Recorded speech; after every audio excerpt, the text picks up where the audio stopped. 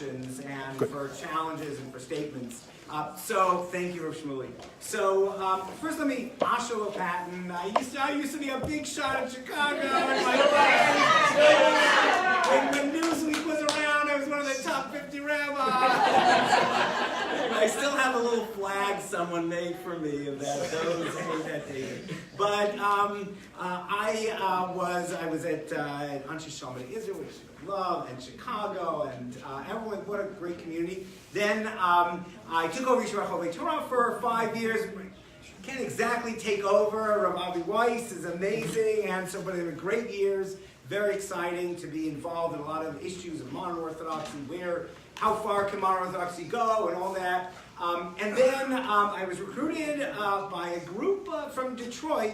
Rachel my wife is from Detroit, and actually some of her friends were recruiting me over the years. But this is a group that really wants to start a modern Orthodox synagogue, as kind of as progressive you can get in Detroit. So we're working on it's an amazing group of people, and we're really trying to follow actually best practices of inclusion in a modern Orthodox synagogue, including women, including people, gender issues, including partnering with Reform, Conservative, and non-denominational folks, and so all those kind of things, social justice, and so it's been exciting. But also, one of the things that I'm doing in Detroit is I started a Center for Civil Discourse, the Detroit Center for Civil Discourse. Some information that you can have if you want about it. And the idea is to bring people together, diverse people together, and to find it a rewarding, meaningful, enriching experience. And the amazing thing about Detroit is that, first of all, it has the largest population of Arabs outside of the Middle East. It's bursting with opportunities for people who are very different, from Muslims and Jews, Chaldeans who are Christian, Arabs, to all come together and do things. So it's a huge opportunity, and it's a mostly untapped market, because while there are some very nice interfaith initiatives going on in Detroit, basically, Jewish community is on its own in West Bloomfield and other areas, and the Muslim or Arab community is in Dearborn, maybe Hamtramck, different places. Everyone's happy, everyone's doing fine, but they're not doing a lot of stuff together. They're doing very little together, and so it's over the years I majored in Islamic studies, undergraduate, and then graduate medieval Arabic thought, and I was in Chicago involved with JCUA, had a Jewish Muslim community building initiative. So I'm kind of interested in that, kind of bringing very different people together. And some of our work actually is bringing day school students together with public school students, with City of Detroit public school students. So that's a whole other thing. But what I wanted to talk about, to explore today, is this an amazing opportunity for Muslims and Jews to come together in America? And I realize that Representative Omar and Representative Rashida Tlaib, they're not making it easy for me. I mean, I wish they would have held off or something. But what I want to look at a little bit, this piece from Ezra and piece from Malachim, and then really go through some, on the last page, I have some arguments to make for, and we can actually have a real discussion again. So I hope I might not have enough. I don't have it. Are there any more? Yep, we got, great. Okay, so I'll read it out loud. So the first piece is from Ezra. This is missed opportunity with the local population. So this is from the book of Ezra before Ezra arrives back in Israel. So the setting is the first temple was destroyed, kingdom of Israel, and before that the northern kingdom was sent away by the Assyrians. The southern kingdom, Judea, was destroyed by the Babylonians. People taken into exile. Some went to Egypt, most went to Babylon. And then after something like 70 years, something like that, Cyrus the Great tells them you can go back to Israel. By the way, I heard that, I hate by the ways, but it's just so precious, that Christian fundamentalists, they see Donald Trump as Cyrus the Great, an idolater, and this and that, but he does good things. That's exactly how fundamentalists, many of them, deal with, how do you deal with Donald Trump? He's appointing the kind of justices we want, so what if his character is terrible? That's like Cyrus the Great. I don't know how good Cyrus the Great was, I don't know, but he tells the Jews you can go back and build your temple. So this piece, so they start going back, kind of a ragtag group goes back to Jerusalem to start to build a second temple, and this in chapter 4 takes place before Ezra gets there. And this is a kind of a tragic moment, maybe, and I'm open to pushback. I think our tradition is okay with this, but what I would say is that it's not, the actions of the people in these verses are not necessarily endorsed by either our tradition or by Ezra or Nehemiah or anyone else.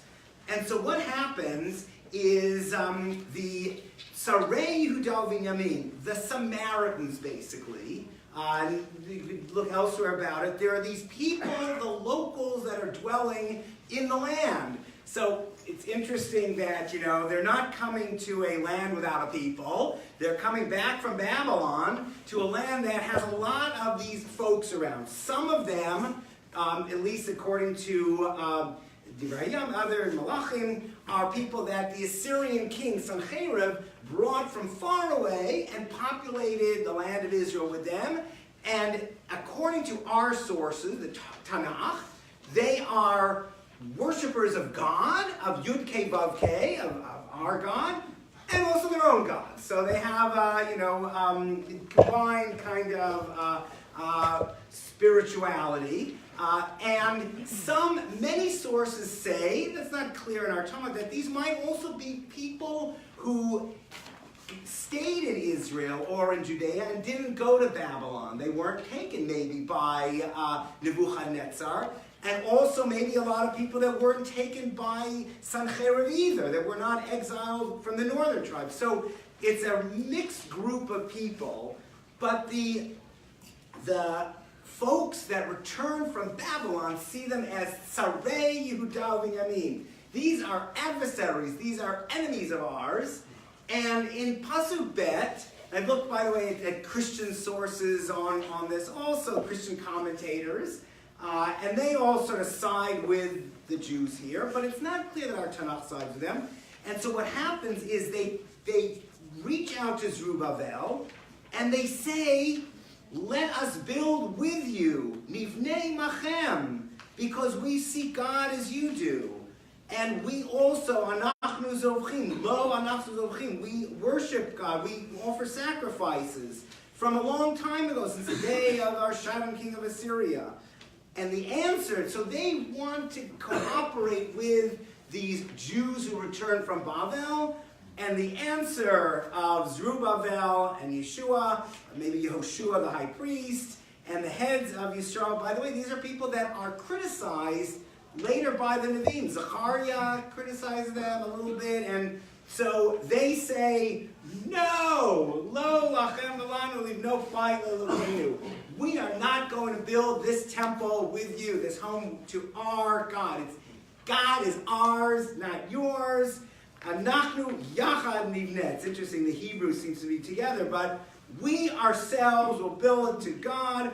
Like the king of Cyrus says, we have the charter from Cyrus the Great to build our temple. We're going to do it ourselves without you. And for the rest of the book of Ezra and Nehemiah, they're always fighting these Samaritans, and it continues. And so there are like 600 Samaritans, I think, left in Israel now. They do their own thing.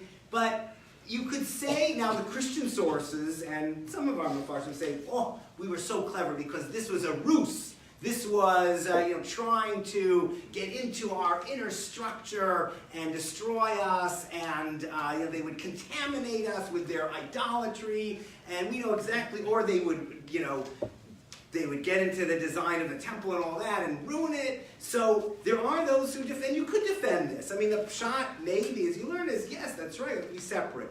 But I think that if we think about in contemporary terms, and I'm not talking about Israel, that's a whole other issue, though I think that there would be an interesting conversation about, do we say this is our land and we're going to build it ourselves?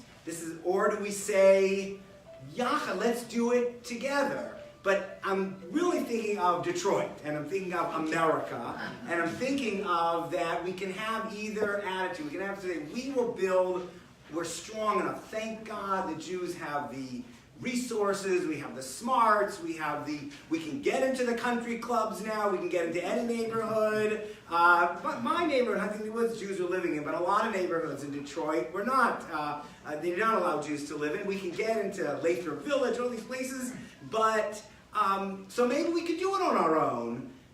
But I think this is a real missed opportunity. And I want to, just if you look to 1 Kings chapter 6, Shlomo, who had a lot of shortcomings, but King Solomon, when he's going to build the temple, so he says, Atayadata, you know David my father. He says to Hiram, the king of Sidon, the northern king, he says to Hiram, you know my father David. He wasn't allowed to build the temple, but now God is allowing me to build the temple. And I say, I want to build it to Hashem Elokai, to my God, I want to build this temple. And then, but he says, therefore, I want to do it with you. Cut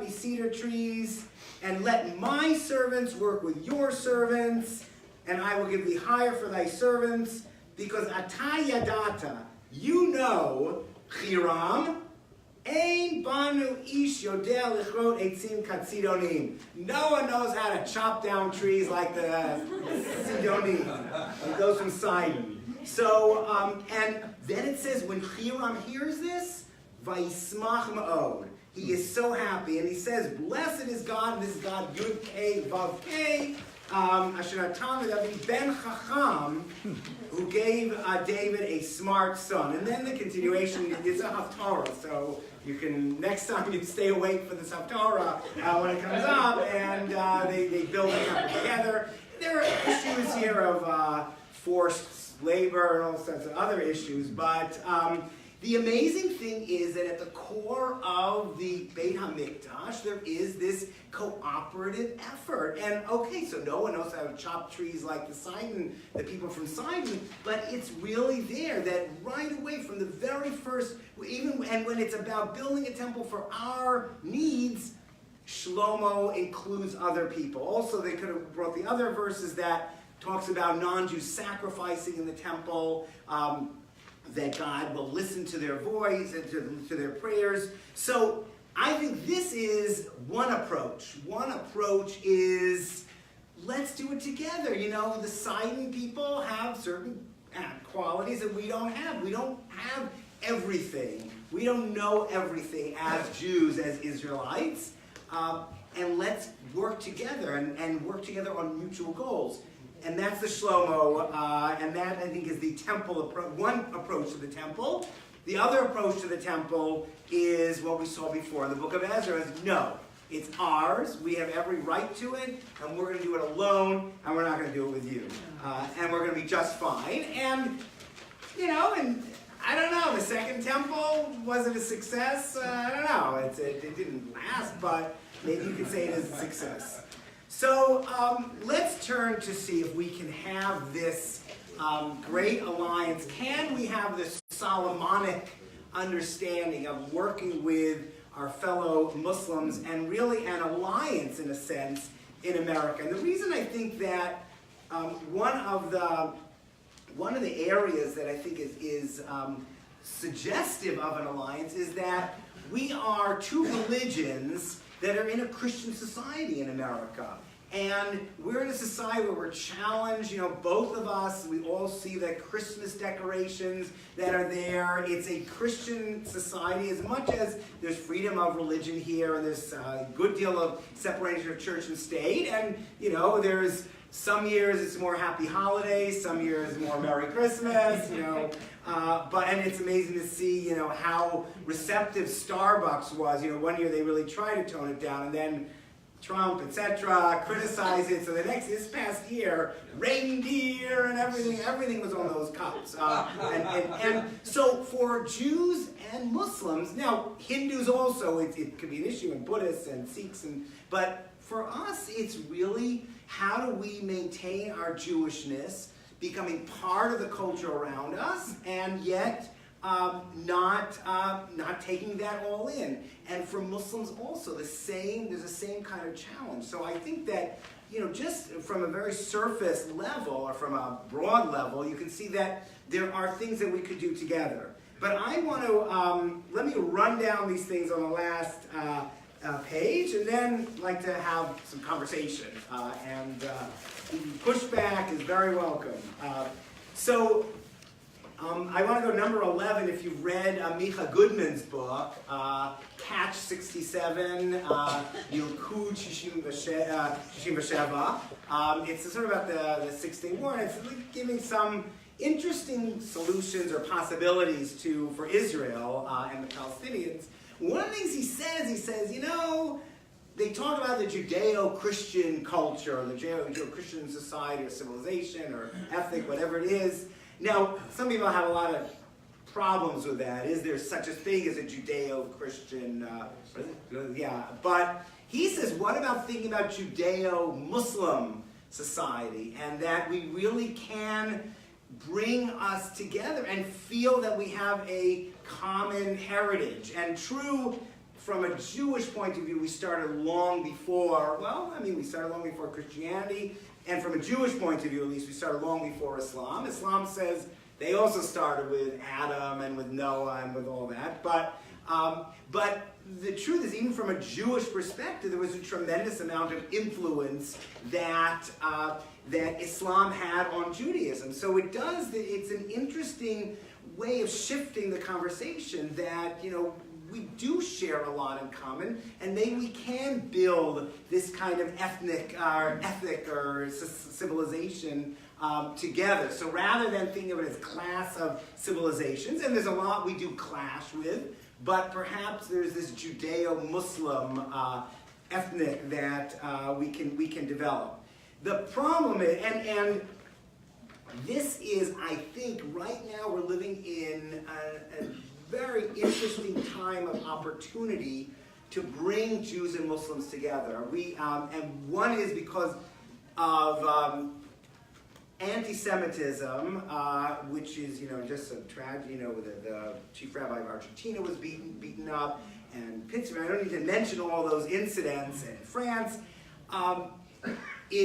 Many Muslims are seeing the Jews as more vulnerable. And as much as we don't want to see ourselves as vulnerable, we want to see ourselves as strong. I think we are strong, and thank God Israel's strong, and AIPAC is strong, and we're all strong. It's not bad, not one of the I don't say the benefits, but a positive is for people to see that we are also vulnerable as Jews in America, as comfortable as we are.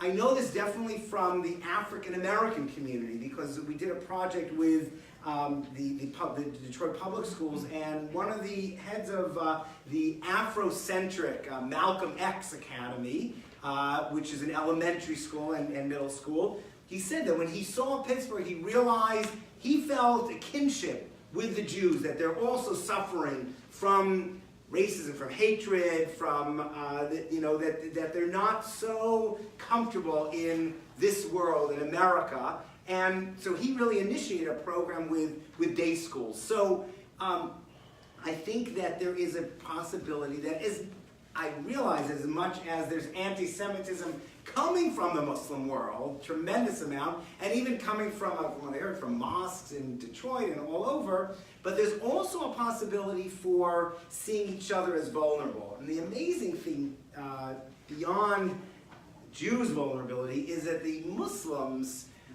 really need our help now, because Yemen is in a state of terrible crisis, and 14 million civilians are threatened with starvation.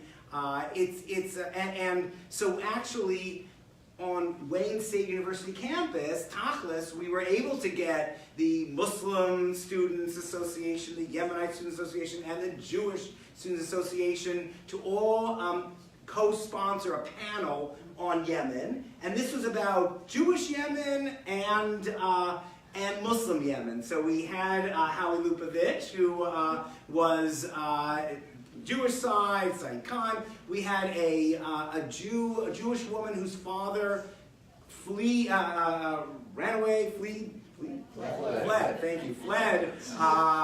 fled from Yemen to Israel, and she talked about the anti-Semitism. She had to run away he had to run away to Israel. And then we had a Muslim, a Yemenite, who spoke, so a student. So this was because Yemen is hurting tragically so much.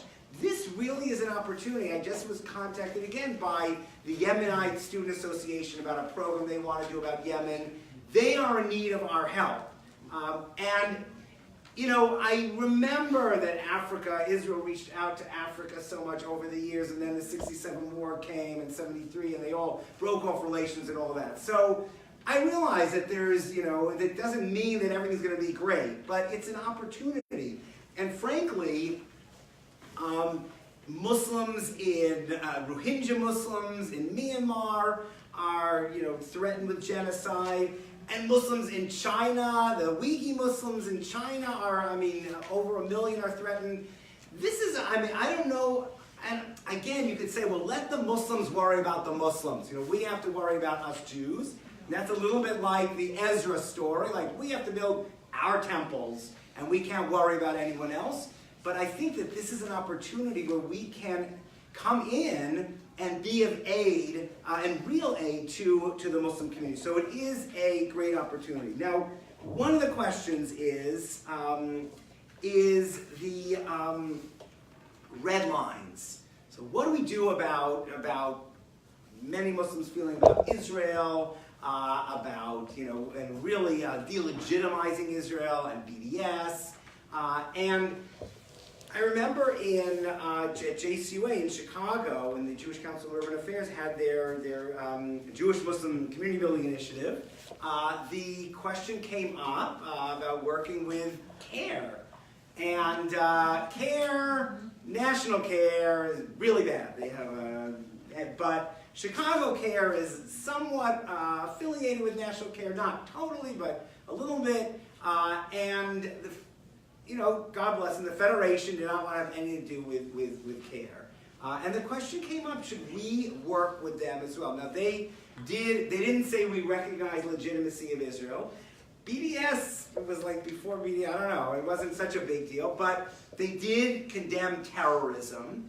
But we decided to work with them. And not worry about that red line, not making people take a litmus test or pass a litmus test. And actually, I think it had very serious positive results. One of the results was there are a couple of, over the years, there were all these rallies against Gaza, or the war in Gaza and Israel. One of the later rallies that they had, they actually did take down the anti-Semitic signs that people had brought. So the organization took down those signs. So Tachlis, there was something going on in this relationship. So, that is a real question. And what I would say also is that maybe we can divide up. Maybe there are parts of the Jewish community, Federation, different parts, that should not work, that should ask for a litmus test, that the groups, the Muslim groups they work with, need to be ones that are, recognize Israel or don't support BDS or that. But maybe there could be other parts of the Jewish community that can reach out and can do things with the other Arabs and Muslim groups. Now, one question I mentioned before, Rashida Tlaib, and this is sort of she's local Detroit, Shonda for Detroit, but I was talking to someone who had been very involved with her career, with Rashida's career, a woman who had worked for AJC and really a leader in the Jewish community, and on the one hand, they see this as betrayal. They say, we supported Rashida Tlaib in her political career and got her to where she is, and then she, abandons Israel and speaks out against Israel and supports BDS and all that. So on one hand, it's like a very bad story about all that, and maybe it would have been better just building the Beit HaMikdash on our own. On the other hand, I think that what her understanding is that Rashida Tlaib is not anti-Semite and is not even anti-Israel, but she's speaking to her Palestinian heritage, and I think the jury's out on this. I think the jury's really out on this, and it's very early times, and I think that maybe we need to, I don't want to be like apologetic for this at all, but maybe, since these opportunities are here, maybe we can push further. And one thing that maybe an amendment to that or a different twist is that maybe the focus should, there are some wonderful Muslims and Arabs that many in this room have worked with, some leaders that are great, and we should continue, of course, working with them, and AJC, ADL, all different organizations work with them. But maybe one of our focuses can be the younger generation. And just as, and really not going to the top, not even trying to convince the Rashida Tlaibs, but to go to the younger generations, whether it's college students, whether it's even high school or middle school students, or whether it's young leaders, and really to try to work there and see if they can be persuaded. Because one of this Yemenite Ahmad, who is was on a panel, and hopefully we'll do our fellowship in civil discourse, his feeling really is like the past is the past, and now, there might have been hatred and all that, and now we have to move on. Now, it's not the right narrative. I would like to say Israel's right, the Jews have tried so hard and all that. Okay, we're not necessarily going to get that, but we are going to get, I think, a younger generation that thinks differently. And just like we know from our own younger generation of Jews that they're thinking differently, that they're not always accepting what their parents have said. And sometimes it's very frustrating, the whole movement, you didn't tell me, and if not now, and Ramah, and all that stuff.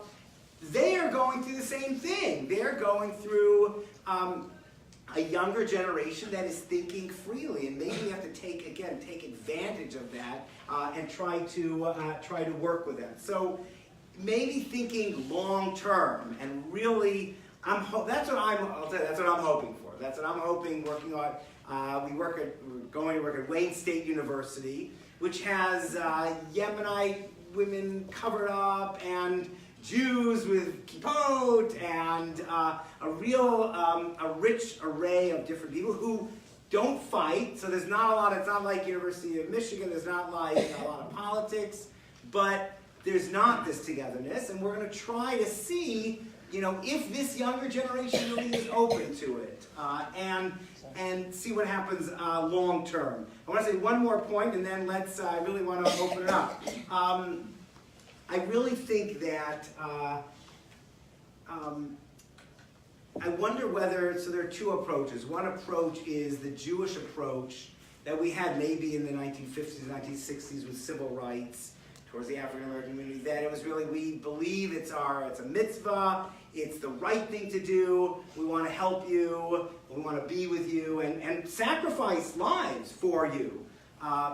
Another approach, and I'm sort of a libertarian capitalist, another approach is that we have common interests. We have things that we need. This is sort of, Shlomo said this. It's interesting. Shlomo didn't say, Hiram, we want you to get involved because it's for God, and let's all get involved in this, and you should have a part in the make this. No, he said, you're the best tree cutters that we have. So I think maybe it is a respectable approach to say, we have certain needs as Jews. Now, again, going back to what I sort of started with is issues of how do we maintain our tradition in this society, which is heavily Christian, which is all sorts of things and not necessarily Jewish.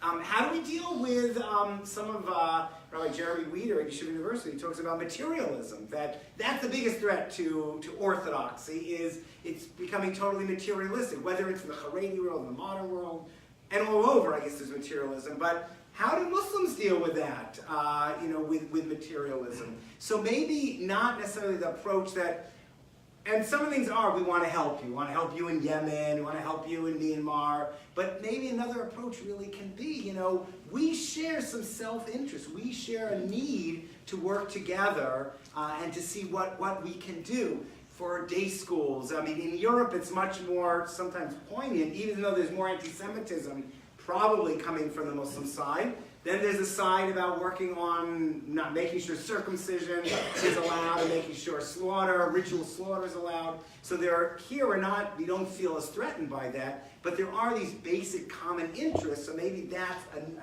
that might be a longer lasting approach. And likewise, I was inspired with the African American community in this school, this Paul Robeson Malcolm X Academy, where it's an Afrocentric school. So they try to teach Halloween from an African traditional point of view. They try to teach Thanksgiving.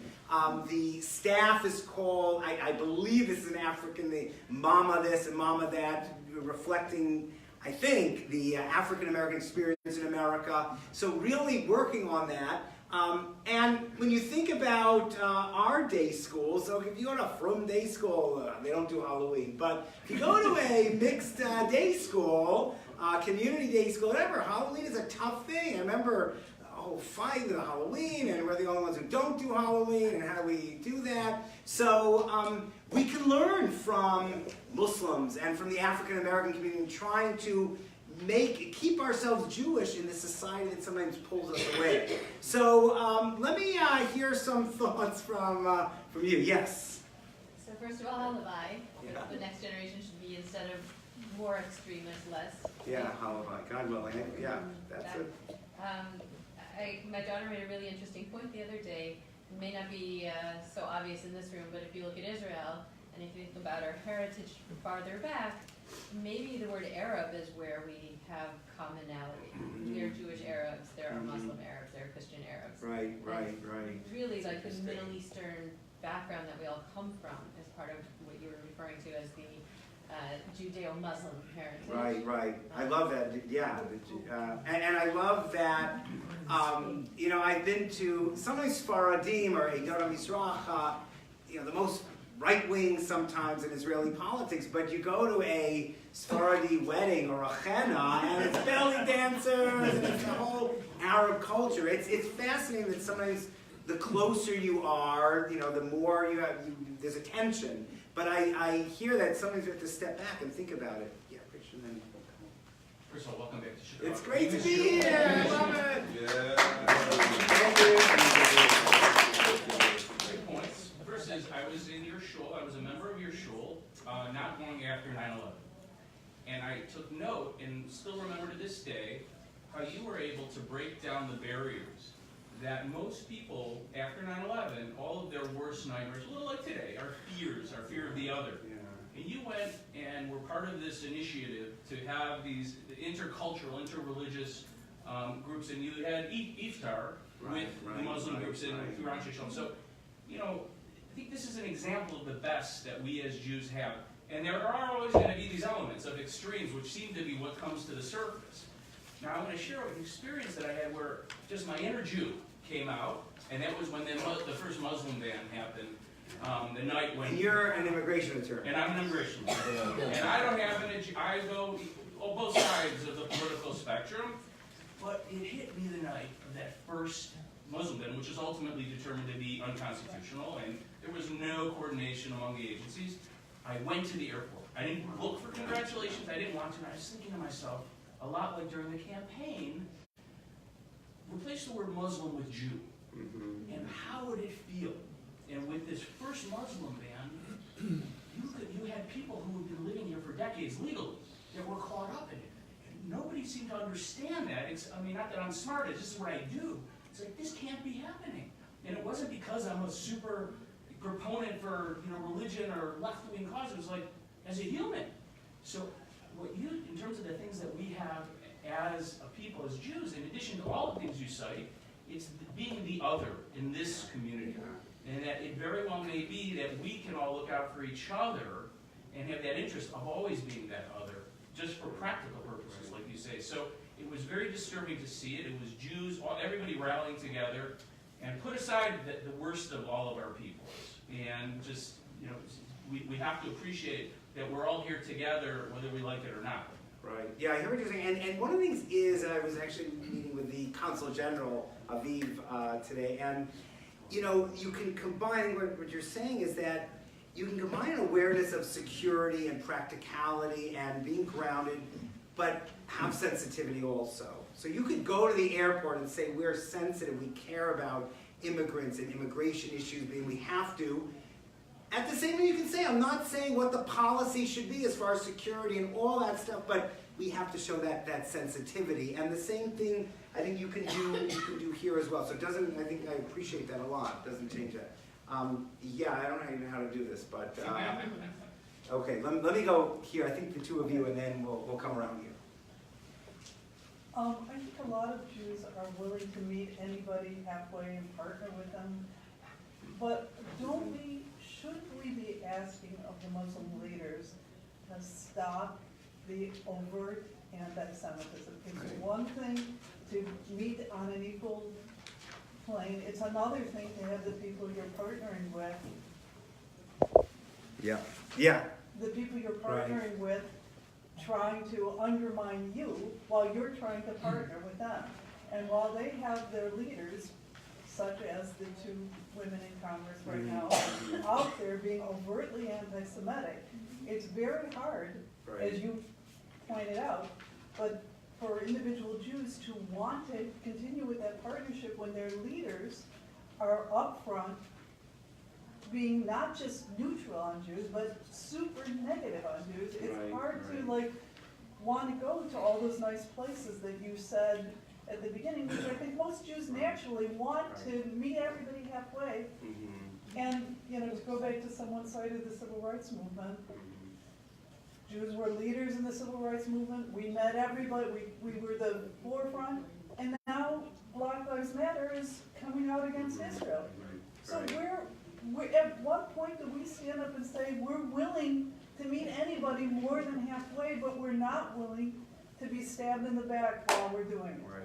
I hear that. And that's the focus that I'm taking, or the Center for Civil Discourse, is not going to the leaders, is going to the students, people that are not as tainted by that, and hopefully to get them to speak up and to speak to their leaders. So maybe they'll be more effective when they speak up. There's a book, Fox Hunt, by someone who was doing this in Yemen, and then he was chased down. He had to escape Yemen, so he's a refugee here, and really coming from the people on the ground to speak to their leaders and speak to. So Rashida Tlaib, I sent her emails, other people sent her emails. It's not effective, but maybe some of her followers, to get them to do it. It's tough, and I would just come back to the point.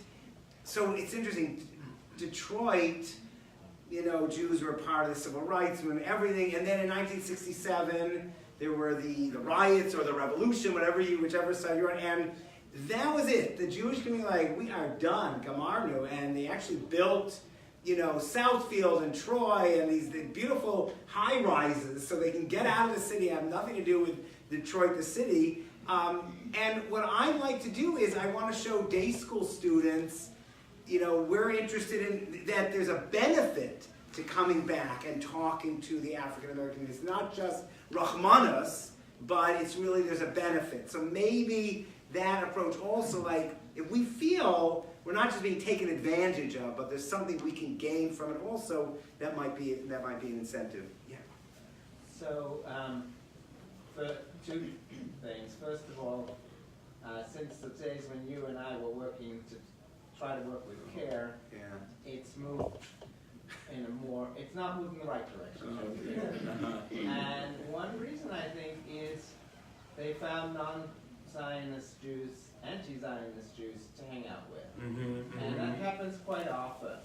And I think one reason to not, I mean, the Federation, you were kind, they tried to shut us down. They tried to prevent us from having any relationship with CARE even when they I missed the Chicago Federation. And I think that's counterproductive in the Jewish community, because if you don't have, okay, lefty Jews, maybe lefty Zionist Jews at least, talking to Muslim groups, then that void will be filled, and it will be filled by the anti-Zionist Jews. Right. So what we're doing is basically saying, we won't talk with you, and then they will get their cover and not a good relationship with Jews in another place. Right. The second thing is something we know about also, which is the Jewish Muslim initiative at my university at UIC, which you've spoken for, which I'm proud to say, I mean, we started in 2005 and we're still going strong in 2019. Every other initiative like this that I know of has fallen apart. One reason for that is that until this year... That's with professors or that's with students also?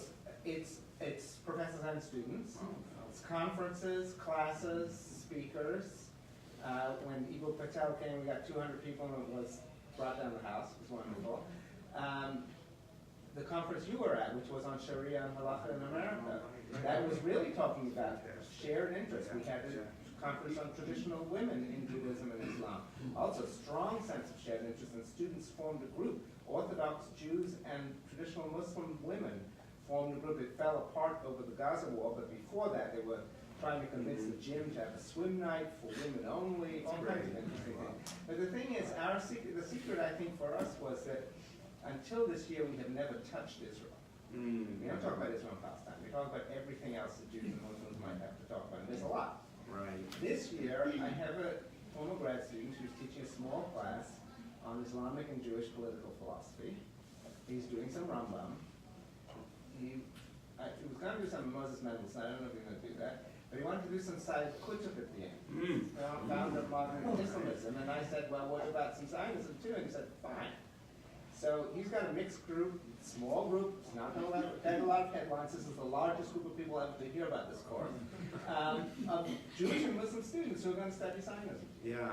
So that's the kind of thing you can do as long as it's sort of below radar and it's a part of a program that on the whole, we don't take any stands, we don't have any political noise, and we don't have big events about it. Right. I think that's a good point. I think also very good about being very neutral on the issue, and that's one reason our Center for Civil Discourse, which is just getting off the ground, there's a lot to learn, is not affiliated with any organization. I hope that, I hear you, we're thinking of taking on that, hearing what students, what Yemenis, Syrians, what they think of Israel and their issues. But that's interesting. We want to experiment with that.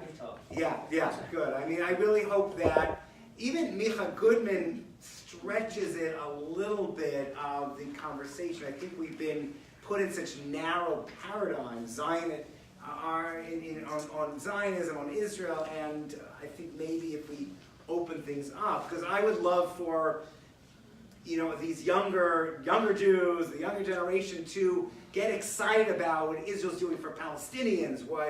And you could say it's like peak washing, it's this washing, it's Palestinian washing, But let's see, let's get the younger generation excited. So might have to work on breaking down paradigms, but I'd love to talk to you more about that.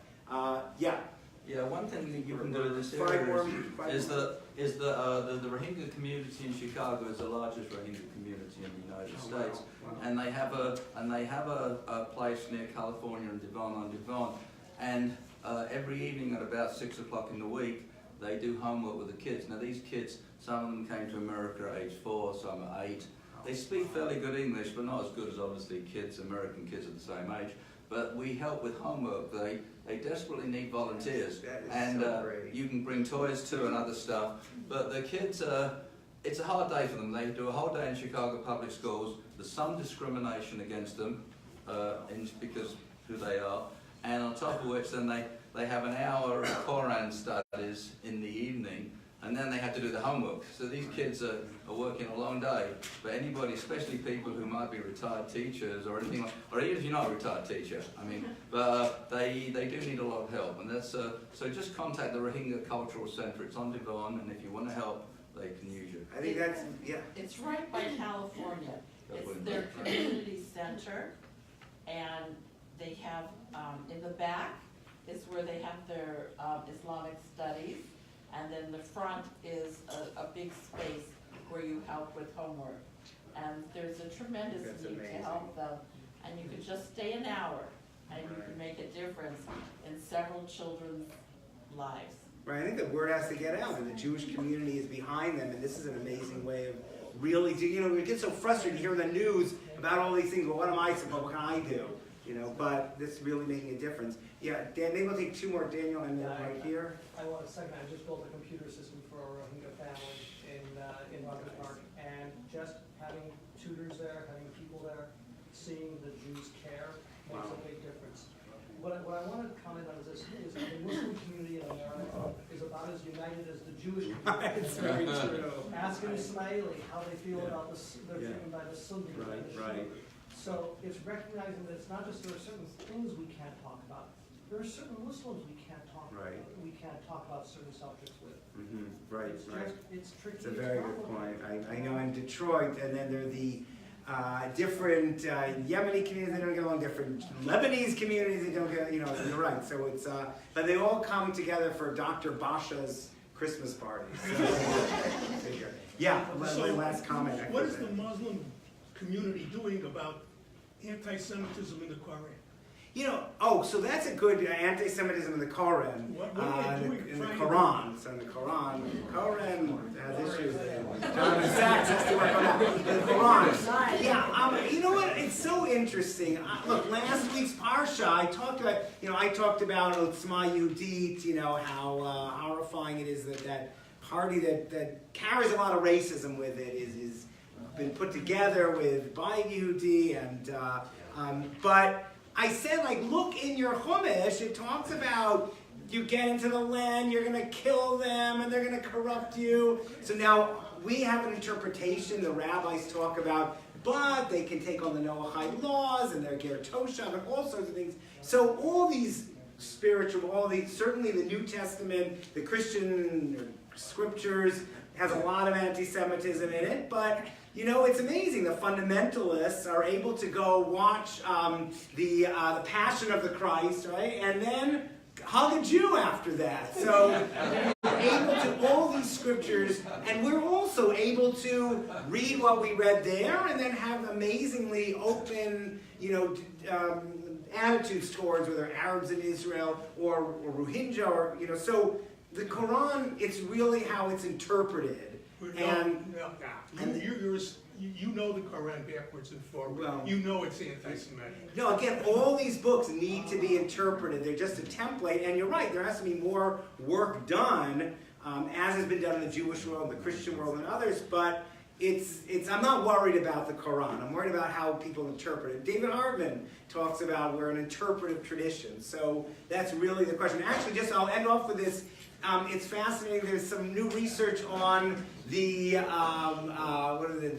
Dome of the Rock, and that it was built to compete with Constantinople. So it was almost like a Jewish-Muslim cooperative effort to make Jerusalem the center rather than Constantinople. That didn't last very long, and the Jews are sort of chased away from having a relationship with it, but that was an example. So it's really all very flexible, these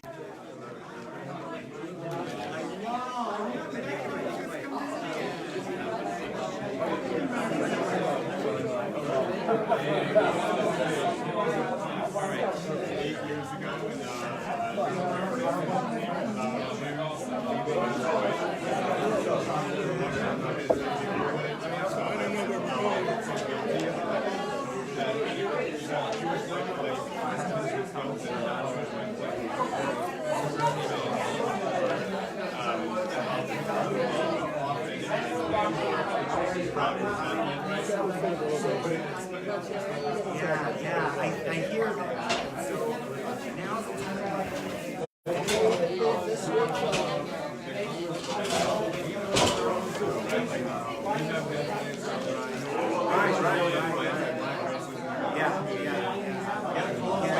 I actually said that even in Israel, when we, I don't know, did I just finish?